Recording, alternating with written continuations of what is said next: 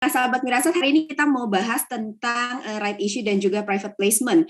Dan sedikit-sedikit aja nih sahabat Mirasat, jadi kalau untuk right issue sendiri, itu sahabat Mirasat saya yakin udah tahu. Jadi kalau misalnya perusahaan setelah IPO, kemudian dia mau menerbitkan kembali saham, jadi mau cari dana lagi di market, jadi menerbitkan saham setelah IPO, itu kita bisa bilang sebutnya dengan right issue. Jadi penerbitan saham baru. Nah, kalau right issue sendiri ini diberikan kepada para pemegang saham lama untuk membeli saham baru pada harga tertentu dan juga periode tertentu. Jadi, sahabat Miraset, kalau misalnya di right issue tersebut itu apa aja sih yang perlu kita perhatikan? Jadi selalu kita harus perhatikan adalah bagaimana perbandingannya antara saham lama dibandingkan dengan saham baru, karena right issue ini kan tadi diberikan kepada para pemegang saham lama. Jadi yang berhak untuk menebus di harga yang baru. Kemudian cum right dan ex right-nya ini adalah tanggalnya. Jadi cum right adalah tanggal akhir perdagangan.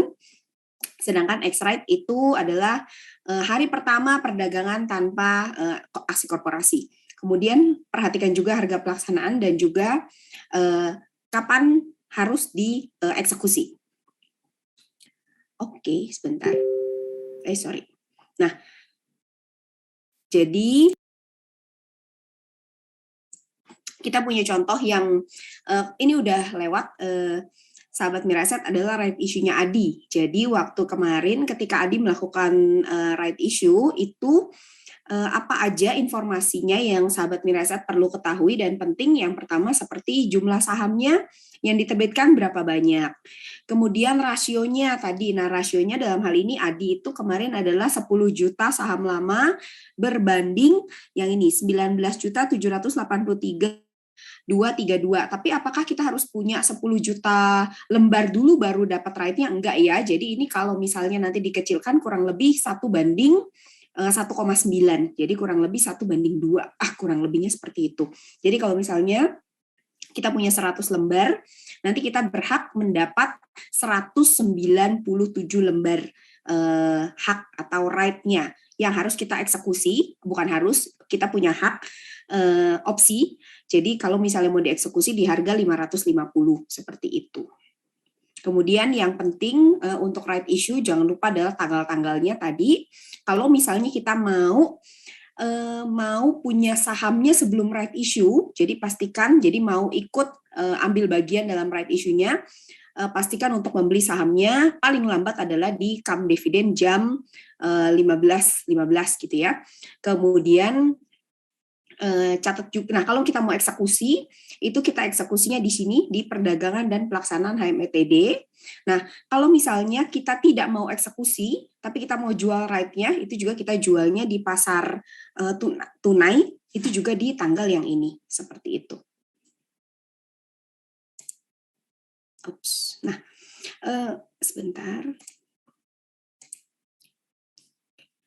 Nah, kalau misalnya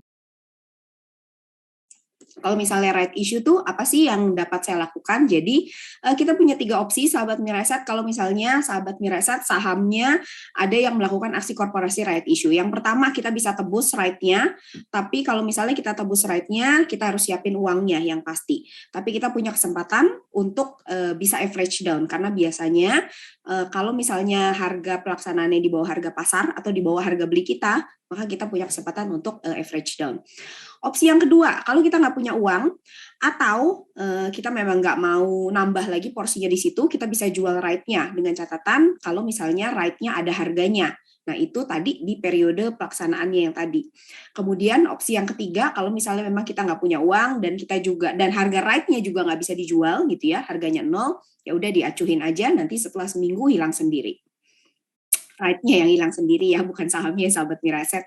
Nah, kemudian apa sih pengaruh right issue ke harga saham? Nah, yang untuk jangka pendek sendiri itu biasanya right issue itu akan menurunkan harga. Kenapa?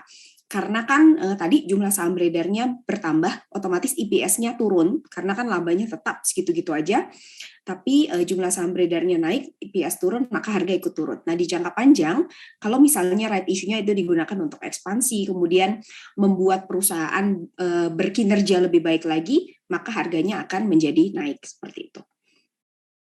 Satu lagi sedikit tentang private placement. Nah, bedanya adalah kalau yang tadi right issue kan ditawarkan saham baru yang diterbitkan itu ditawarkan kepada pemegang saham lama. Nah, kalau private placement saham baru yang diterbitkan oleh perusahaan itu tidak ditawarkan ke pemegang saham lama.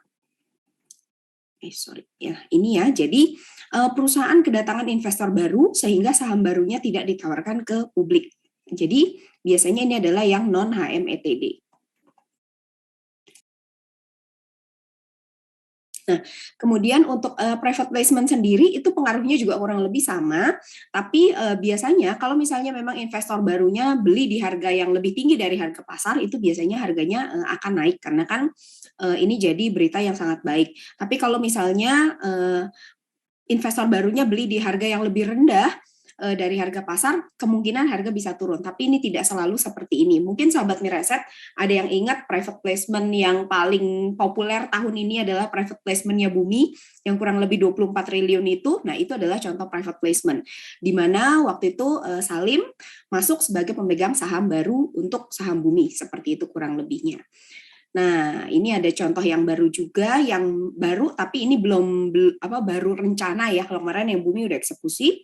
Nah, ini adalah right issue-nya dari MDI atau Intermedia Capital. Kalau masih baru, biasanya baru hanya informasinya hanya sekitar ini, bahwa perusahaan akan PHMETD sebanyak kurang lebih berapa lembar saham atau 10% dari jumlah saham. Baru informasinya seputar itu. Nanti kalau misalnya sudah disetujui oleh rapat umum pemegang saham, harganya baru keluar dan nanti biasanya baru direspon oleh pasar. Seperti itu. Materinya itu aja sahabat Miraset, nanti minggu depan kita lanjut lagi ke aksi korporasi berikutnya.